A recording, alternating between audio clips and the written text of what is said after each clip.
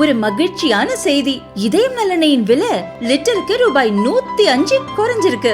September 2023ல 1 litre இதயம் நல்லெண்ணெயின் அதிகபட்ச விலை ரூபாய் 503. ஆனா இப்ப 1 லிட்டர் இதயம் நல்லெண்ணெயின் விலை ரூபாய் 398 மட்டும்தான் தமிழ்நாட்டுல. அப்ப இனிமே எல்லாரும் இதயம் நல்லெண்ணெய் வாங்கலாம் இல்ல? நாடு முழுதும் கோடை காலம் துவங்கிய நிலையில் ஜம்மு காஷ்மீருக்கு வரும் சுற்றுலா பயணிகள் எண்ணிக்கை அதிகரித்துள்ளது. பனிபடர்ந்த மலைகள், சில்லென்று வீசும் காற்றோடு சேர்ந்து பொழியும் பனிமழையை ரசிக்க காஷ்மீருக்கு வரும் சுற்றுலா பயணிகளை பல வண்ணங்களில் பூத்து குலுங்கும் துலிப் மலர்களும் வரவேற்க தயாராகியுள்ளன. ஸ்ரீநகரில் அமைந்துள்ள ஆசியாவின் மிகப்பெரிய துலிப் மலர் தோட்டம் சுற்றுலா பயணிகளுக்காக புதனன்று முதல் திறந்து விடப்பட்டுள்ளது. இங்கு பூத்து குலுங்கும் வண்ண மலர்களை தினமும் காலை 9 மணி முதல் மாலை 7 மணி வரை பொதுமக்கள் கண்டு ரசிக்கலாம். இந்த ஆண்டு 74 வகைகளைச் சேர்ந்த லட்சக்கணக்கான துலிப் மலர்கள் பூத்து குலுங்குகின்றன.